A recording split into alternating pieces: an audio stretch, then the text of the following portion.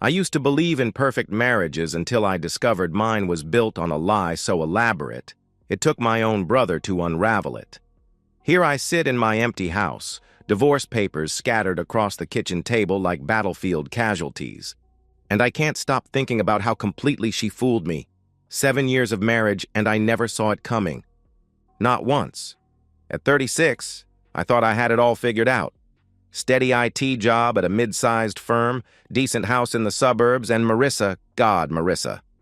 She was the woman who seemed to complete my thoughts before I finished them, who remembered exactly how I liked my coffee without ever being asked, who never once gave me a reason to doubt her devotion.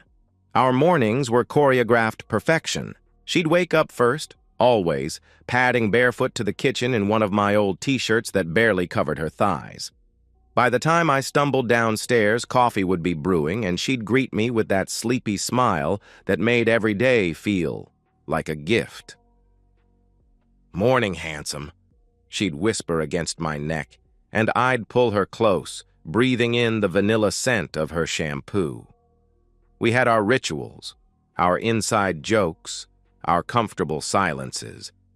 Friday nights meant Thai takeout and whatever Netflix series she'd picked, usually something with British accents that I pretended to find boring but secretly enjoyed because of how she'd curl up against me, her head on my shoulder, her fingers tracing absent patterns on my chest.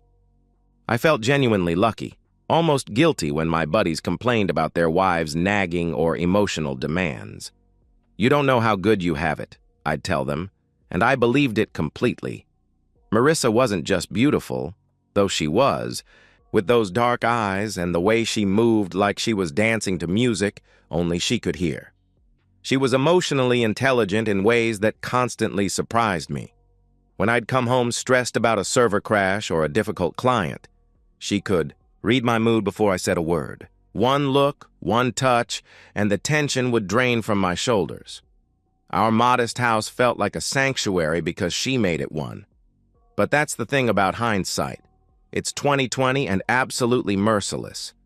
Now I can see the inconsistencies I'd dismissed so easily. The late nights with girlfriends that became more frequent over the past few months. The sudden interest in working out, in buying new clothes, in paying attention to her appearance in ways that seemed motivated by something beyond our relationship.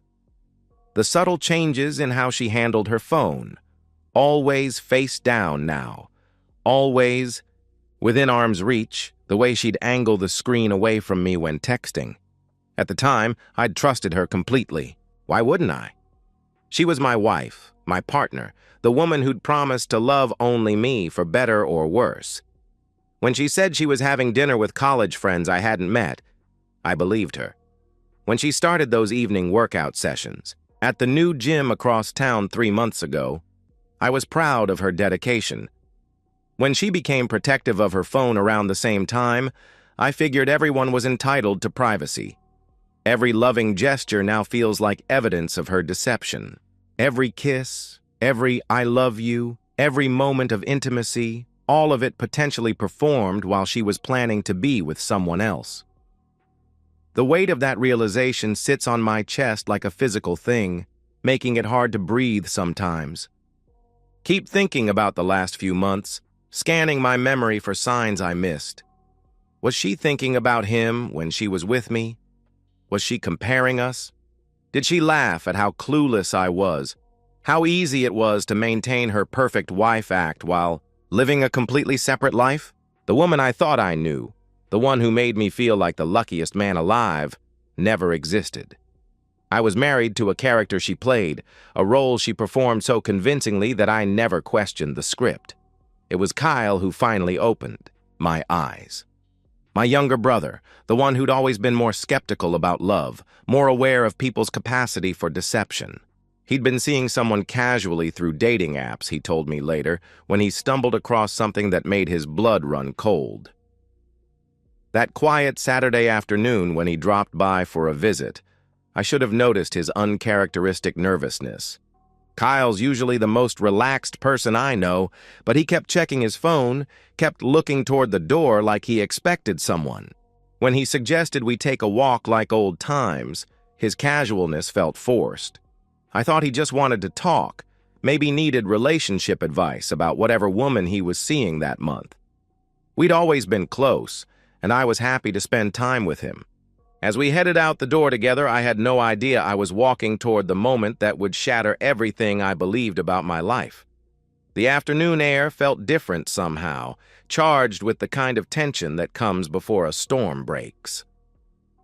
Kyle and I walked the familiar sidewalk outside my house, but something was wrong with his energy.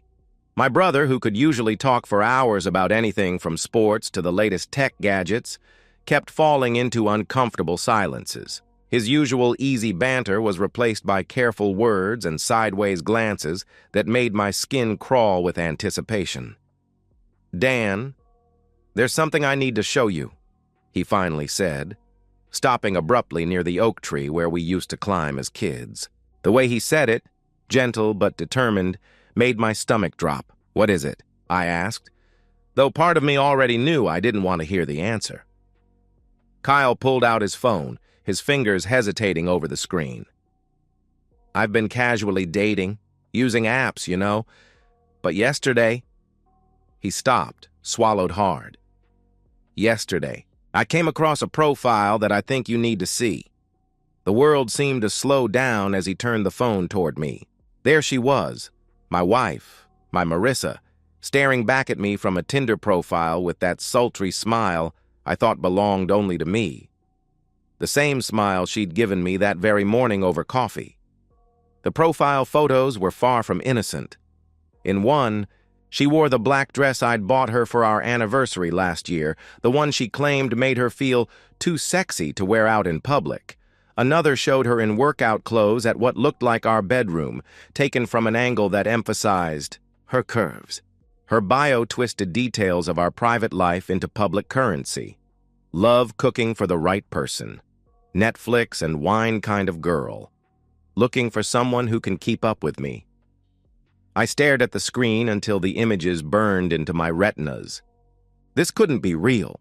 There had to be some mistake, some explanation that would make sense of why my wife was advertising herself to strangers like she was single and available. "Are you sure this is..." I started, but the words died in my throat. Of course I was sure. I'd been looking at that face for 7 years, memorizing every curve and angle. I knew the way she tilted her head when she wanted to look seductive.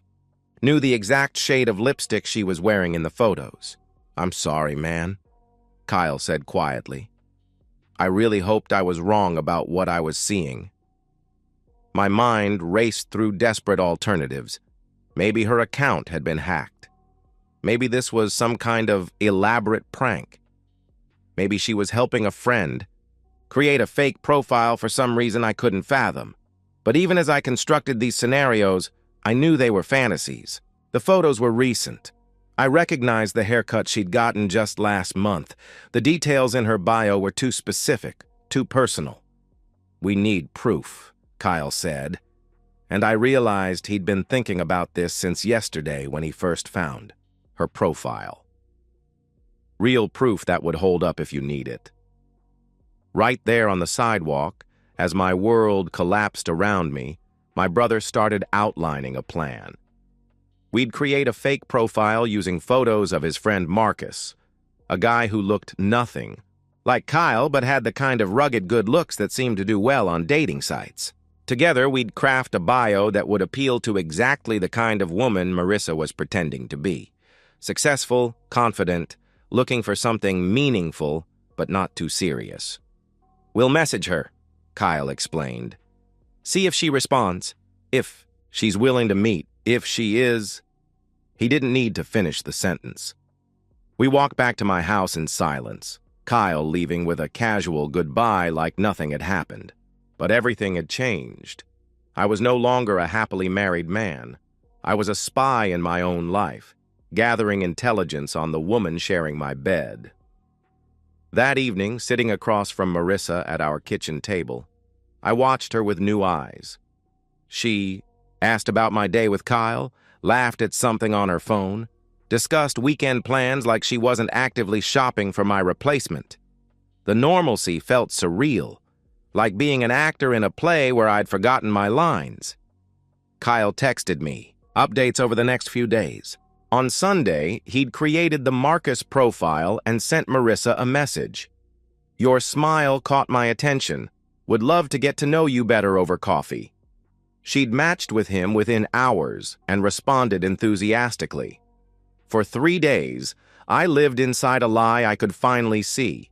Every conversation, every casual touch, every mundane domestic moment became a performance we were both giving, though she didn't know I'd dropped out of character. I found myself cataloging her gestures for signs of deception, analyzing her, words for hidden meanings, watching her face for tells I'd been too trusting to notice before. The hardest part was maintaining the illusion. When she kissed me goodbye each morning, I had to respond like I still believed her love was real. When she asked about my day, I had to pretend my world hadn't shifted on its axis. When she curled up against me at night, I had to lie still and let her touch me, while knowing she was actively chatting with someone she thought was a potential lover. By Monday, their conversation had taken on a flirtatious tone. She was asking Marcus about his interests, his work, what he was looking for. She seemed genuinely excited about this connection, more animated in her messages than she'd been with me in months. By Tuesday, she'd agreed to meet him for coffee. They'd settled on a time and place. Wednesday afternoon at Ridgeview Bistro, 15 minutes from my office. She told Marcus she was looking forward to seeing where things might lead. When Kyle called me at work on Tuesday with the final confirmation, I had to close my office door and sit down. She's agreed to meet tomorrow at 2 o'clock, he said. Ridgeview Bistro. She thinks she's meeting Marcus for coffee and conversation. Ridgeview Bistro. I knew the place. Marissa and I had eaten there on our 3rd anniversary. The irony wasn't lost on me that she'd chosen our special place to meet another man. What do you want to do? Kyle asked. I closed my eyes, and for a moment I saw 2 paths branching in front of me. I could confront her tonight, tell her I knew everything, demand explanations and promises and couples therapy. Or I could let this play out, catch her in the act, and end this marriage with the kind of decisive action that would leave no room for manipulation or gaslighting. Tomorrow afternoon, I said. We finish this. After Kyle's call on Tuesday afternoon, I sat in my office staring at the wall, processing the split-second decision I'd just made. I could have rushed home, confronted Marissa immediately, demanded to know why my wife was planning to meet another man. But something deeper than anger was driving me now, a cold, systematic need for absolute clarity. I left work 2 hours early and drove to the law offices of Henderson and Associates. I'd researched divorce attorneys months ago when a colleague went through his own messy separation, never imagining I'd need the information myself. Sarah Henderson was known for handling high-asset divorces with infidelity complications, and her consultation fee was worth every penny for what I learned in that hour. The prenup we'd signed before our wedding included a specific infidelity clause. If either party committed adultery, they forfeited their claim to the other's assets accumulated during the marriage. At the time, we'd both laughed about it. Who needs a cheating clause when you're so obviously in love? Now I understood why my father had insisted on it. Documented evidence of intent to commit adultery is legally sufficient, Sarah explained, reviewing the screenshots Kyle had taken of Marissa's profile and their conversations. Explicit chat logs combined with evidence of showing up to a planned meeting with someone she believes to be a potential affair partner. That's more than enough to trigger the infidelity clause. The legal framework gave me something to focus on beyond the emotional devastation. This wasn't just about my broken heart anymore. It was about protecting myself from someone who demonstrated a complete willingness to deceive me. I was treating this like debugging corrupted code. Isolate the problem, gather the information, implement the solution. But unlike code, this problem slept next to me, knew exactly how I took my coffee, and had spent 7 years learning how to read my moods. That Tuesday evening became the most surreal performance of my life. I returned home to find Marissa unusually attentive, almost flirtatious in a way she hadn't been in months. She made my favorite dinner, wore the perfume I'd bought her for Christmas, sat closer to me on the couch than usual. Looking back, it was probably guilt overcompensation, but at the time it felt like being tortured by a ghost of our better days. "I'm thinking of going to bed early tonight," she mentioned around 9 o'clock, stretching like a cat. "Want to feel fresh tomorrow?" Fresh for her date? The realization hit me like a physical blow, but I managed to nod and smile. "Good idea. I'll be up in a few minutes." I lay awake beside her that night, listening to her breathing, knowing she was preparing to meet another man in less than 24 hours. Every time she shifted in her sleep, every unconscious touch or murmur felt like evidence of her deception. This woman who'd promised to love only me was planning to meet a stranger, to see where things might lead, to potentially destroy our marriage for someone she'd never even met in person. Wednesday morning preparation became ritual. I chose what to wear to Ridgeview Bistro, with the same care I'd once used selecting an outfit for our first date. I practiced what I would say, how I would handle her inevitable denials and deflections, what tone would convey controlled disappointment rather than unhinged rage. I called in sick to work, family emergency, which felt brutally honest. Kyle met me at a coffee shop at noon, an hour before the scheduled confrontation, to review our evidence one final time. Screenshots of every message, timestamps showing Marissa's enthusiasm for meeting Marcus, her explicit agreement to the specific time and location. We had everything we needed. "Are you sure about this?" Kyle asked, studying my face. "Once we walk in there, there's no going back." I thought about the woman who'd made me coffee that morning, who'd kissed my cheek and told me to feel better, who had no idea her husband knew exactly where she was planning to be at 2 o'clock. I thought about 7 years of what I'd believed was genuine love and partnership. "There's already no going back," I said. She made sure of that the moment. She created that profile. The walk to Ridgeview Bistro felt like approaching my own execution. I was about to watch my marriage die in public, surrounded by strangers eating lunch and having normal conversations about ordinary things. The Wednesday afternoon light slanted through the restaurant's windows at sharp angles, casting everything in amber tones that made the moment feel both hyper-real and dreamlike. Through the window, I could see her before she saw me. Marissa sat at a corner table wearing her red dress, the one that always made me lose my train of thought, the one she'd worn on our honeymoon in Greece. She'd chosen it specifically for this meeting, I realized. She was dressed to seduce a, stranger while her husband sat 15 minutes away at his office, probably wondering why she'd seemed so happy that morning.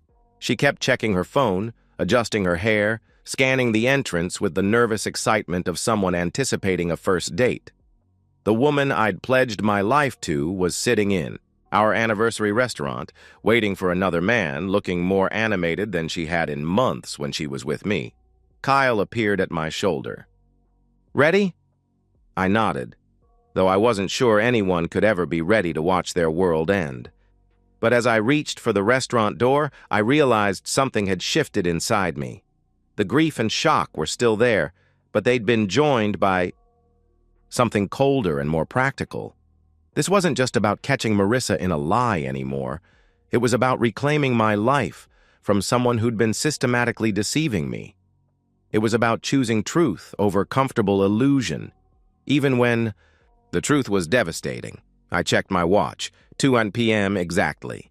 I opened the door and stepped inside. The moment I walked through the door of Ridgeview Bistro, everything crystallized into sharp focus. Marissa sat at table 12, a corner table with good privacy, the kind you'd choose for an intimate conversation. Wearing that red dress and checking her phone with anticipation, I hadn't seen her direct toward me in months. Her face changed through a sequence of expressions that would have been comical if they weren't destroying my life. First confusion as she registered a familiar figure approaching, then recognition, her eyes widening as she realized her husband was walking toward her in a restaurant where she was supposed to meet another man. Finally, dawning horror as the full scope of her exposure became clear. "Daniel?" Her voice cracked slightly. "What are you doing here?" I pulled out the chair across from her, the same position Kyle had coached me to take for maximum psychological impact. "I think the better question is what you're doing here, Marissa. Waiting for someone." She started to speak, probably to construct some desperate lie about meeting a girlfriend or having a work lunch. But Kyle's appearance behind me cut off whatever fabrication she was preparing. My brother sat down next to me without invitation, placing his phone on the table between us. "Actually," Kyle said, his voice calm and conversational, "she's waiting for Marcus. Aren't you, Marissa?" The color drained from her face as she stared at Kyle's phone screen, which displayed their entire conversation. Every flirtatious message, every expression of interest, every agreement to meet for coffee and see where things might lead. The evidence was undeniable and absolutely damning. "This isn't what it looks like," she whispered, but her voice carried no conviction. How could it? She was sitting in a restaurant at exactly 2 p.m. on a Wednesday, dressed to impress, having agreed to meet a man she'd never met for what was clearly intended as a romantic encounter. "Go to your parents," I said, surprising myself with how steady my voice sounded. "Your paperwork will find you there." "Daniel, please let me explain." "There's nothing to explain." I gestured to Kyle's phone. "It's all right here. Every message, every plan, every lie. You created a dating profile while married to me. You flirted with a stranger while sharing my bed. You agreed to meet another man while wearing the dress I bought you for our honeymoon." She tried tears next, the kind of desperate sobbing that had always made me want to comfort her. But now I could see it for what it was. A manipulation tactic, performed emotion designed to make me doubt what I was seeing with my own eyes. "It's Kyle's fault," she said suddenly, pointing at my brother like he was the villain in this scenario. "He seduced me. He manipulated me into this. I never would have—" "Kyle created a fake profile," I interrupted. "But you matched with it willingly. You initiated conversations enthusiastically. You agreed to meet eagerly. He didn't make you do anything except reveal what you were already willing to do." Kyle remained silent through her accusations, but I could see him taking mental notes of every word. Later, he'd tell me that her immediate instinct to blame him, to cast herself as victim even when caught absolutely red-handed, confirmed everything he'd suspected about her character. "You don't understand," she continued, switching tactics. "Our marriage has been struggling. I felt neglected, unappreciated. I wasn't actually going to do anything. I just wanted to feel desired again. By creating a secret dating profile and arranging to meet strange men." I stood up, Kyle following my lead, while wearing my anniversary gift to meet another man at our anniversary restaurant. The restaurant around us continued functioning normally, servers taking orders, couples sharing meals, business people having lunch meetings. None of them knew they were witnessing the execution of a 7-year marriage, the moment when comfortable lies finally collapsed under the weight of documented truth. Marissa made one final attempt, reaching for my hand across the table. "Daniel, I love you. This was a mistake, a moment of weakness. We can work through this, go to counseling, start over." I pulled my hand away before she could touch me.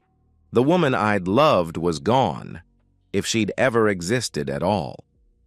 In her place sat someone I didn't recognize, a person capable of elaborate deception, of planning betrayal while maintaining perfect domesticity, of blaming everyone except herself when the consequences arrived. "The prenup has an infidelity clause," I said. "Your lawyer will explain what that means."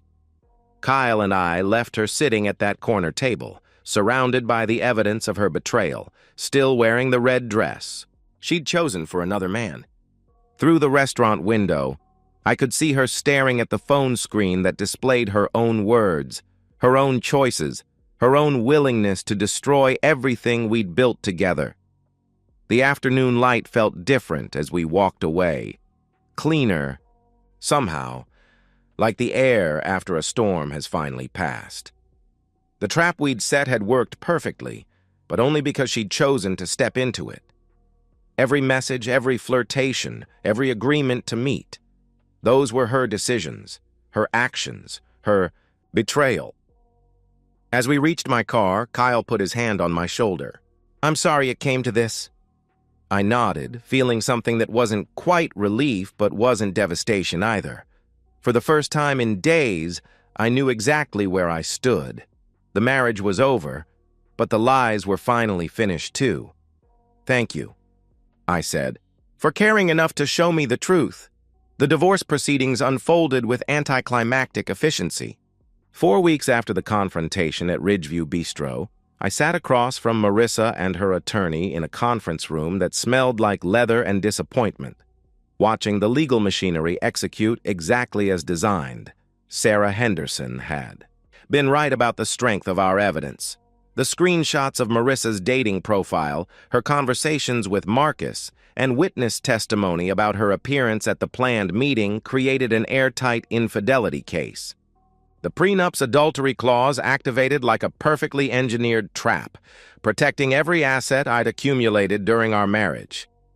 My client was entrapped. Marissa's lawyer argued half-heartedly, but even he seemed to understand the futility of the position. This was an elaborate scheme designed to trick her into compromising behavior. "Your client created a dating profile while married," Sarah responded calmly. "She initiated romantic conversations with someone she believed to be a stranger. She agreed to meet that person while her husband was unaware of her actions. The trap only worked because she was already willing to commit adultery." I watched Marissa during these exchanges, noting how she avoided my eyes, how she sat rigidly in her chair like someone attending her own sentencing, which, in a way, she was. Her attorney had clearly advised her not to contest evidence she couldn't refute, not to extend proceedings that would only cost money and dignity she couldn't afford to lose. The house would remain mine. I'd owned it before our marriage and maintained the mortgage payments throughout. Our joint savings would be split, but the retirement accounts and investment portfolios I'd built were protected by the prenup. She could keep her car, her personal belongings, and whatever money she'd managed to save separately. After 7 years of marriage, she was leaving with essentially what she'd brought to it. "This isn't fair," she said during a brief recess, cornering me near the elevator. 7 years, Daniel. 7 years of my life, and I'm walking away with nothing because of one mistake." "One mistake?" I kept my voice low but couldn't entirely suppress the anger. "You created a secret dating profile. You flirted with strangers for weeks. You arranged to meet another man while married to me. That's not one mistake. That's a pattern of deliberate deception." She started to respond. Probably with another attempt to rewrite history or minimize her choices, but I held up my hand.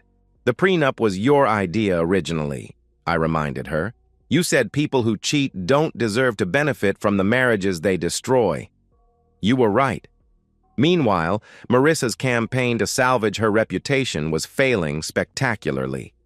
She'd told our mutual friends that Kyle had seduced and manipulated her, that I'd orchestrated an elaborate entrapment scheme, that our marriage had been already over, and she was just seeking companionship.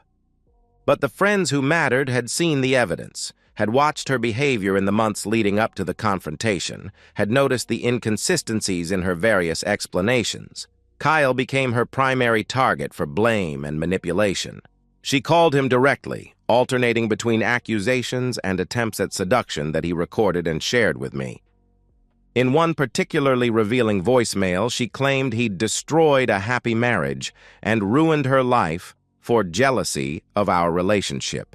In another, left just hours later, she suggested they should finish what we started since I was being unreasonable about a simple mistake.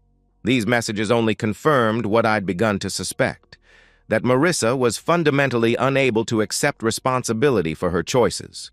Even faced with absolute proof of her deception, even watching her marriage dissolve because of actions she'd taken, she continued seeking someone else to blame for the consequences. She contacted me again last night, Kyle reported during one of our weekly dinners a month after the paperwork was signed.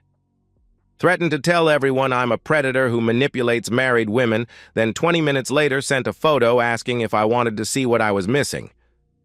Jesus, I muttered, but I wasn't surprised anymore. This was who she'd always been. I'd just been too trusting to see it. The final paperwork was signed on a Tuesday morning in November, exactly 2 months after that Saturday when Kyle first showed me her profile. Marissa's signature looked shaky as she transferred ownership of our shared life back to me, officially ending what she'd secretly ended months earlier with her dating profile. She returned her key to the house she'd never legally owned, packed the last boxes of belongings from the bedroom we'd shared, and disappeared from my daily existence as efficiently as she'd entered it 7 years before. That evening, I sat in my kitchen now, and felt something I hadn't expected. Relief, not celebration, not triumph, just the quiet satisfaction of authentic solitude. No more performance, no more wondering what she was really thinking, no more analyzing every gesture for signs of deception I'd been too naive to recognize.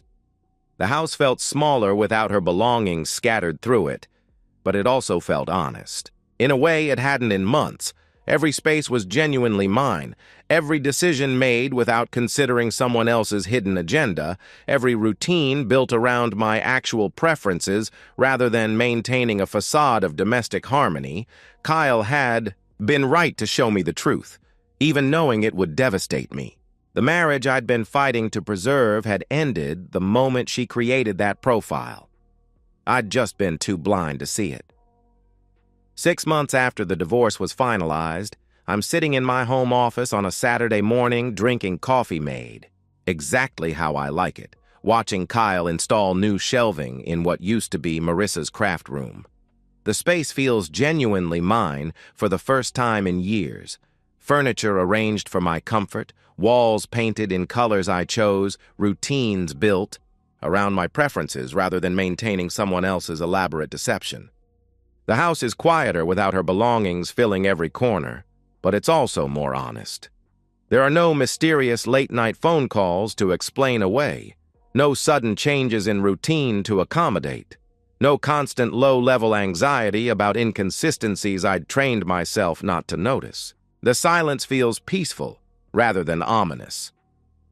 Kyle and I have grown closer through this experience, our relationship deepening beyond shared trauma into genuine friendship. He still feels guilty about being the messenger, but I remind him regularly that he saved me from wasting more years on a woman who'd already checked out of our marriage. Our weekly dinners have become a constant I look forward to. Two men who've seen each other's worst moments and chosen loyalty anyway. She texted me again yesterday, Kyle mentions as he measures the wall space. These updates have become routine, and he always shares them immediately. Transparency is something we both value more highly now. Same pattern? I ask. First message called me a homewrecker who destroyed her life. Second message, sent an hour later, included a photo and asked if I wanted to get together to talk about things. Kyle shakes his head. I don't think she's capable of understanding that her choices have consequences. Marissa's continued inability to accept responsibility for her actions only reinforces the decision to end our marriage cleanly and completely. She's told anyone who'll listen that she was trapped and set up, never acknowledging that the trap only worked because she willingly stepped into it. According to mutual friends, she's dating someone new, a divorced father she met, ironically enough, on the same dating app where Kyle found her profile. I've started dating again, cautiously, but with much better instincts. The experience with Marissa didn't make me cynical about relationships. It made me discerning. I can recognize manipulation techniques now, trust my intuition about inconsistencies, value transparency over performance. When someone's words don't match their actions, I pay attention instead of making excuses. Last month, I went to dinner with Sarah, a colleague from work who'd been divorced herself 2 years ago.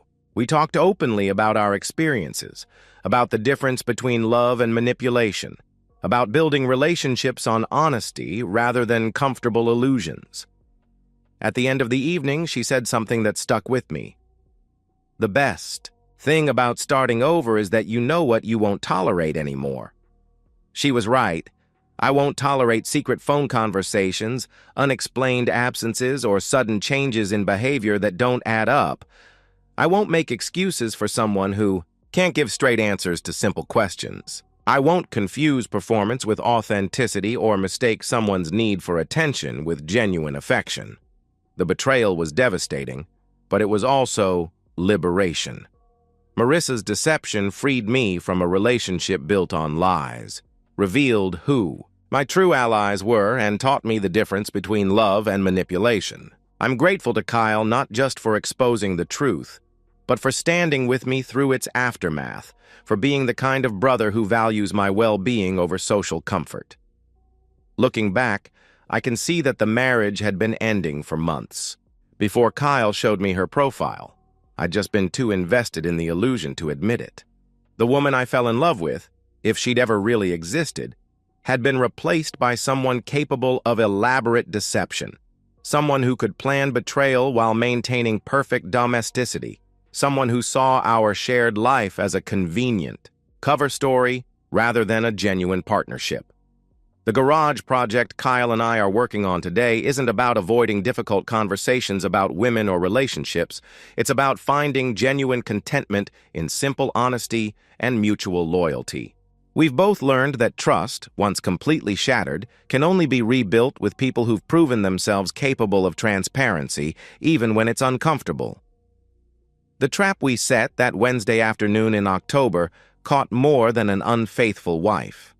It revealed the strength of brotherhood when tested by crisis, the value of friends who prioritize truth over comfort, and the surprising relief that comes from choosing reality over convenient fantasy, even when reality is harder to accept. As I watch Kyle work, I realize this is what authentic relationships look like: steady presence, reliable support, honest communication, and the kind of loyalty that doesn't waver when tested by difficulty.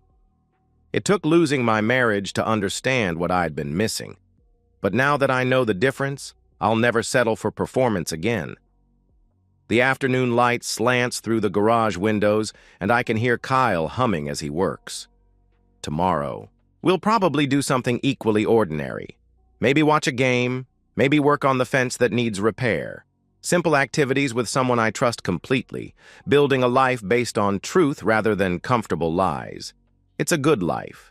Maybe not the one I'd planned, but infinitely better than the one I'd been living without knowing it. And that's the end of today's story. If you enjoyed it, please give this video a thumbs up and drop a comment below.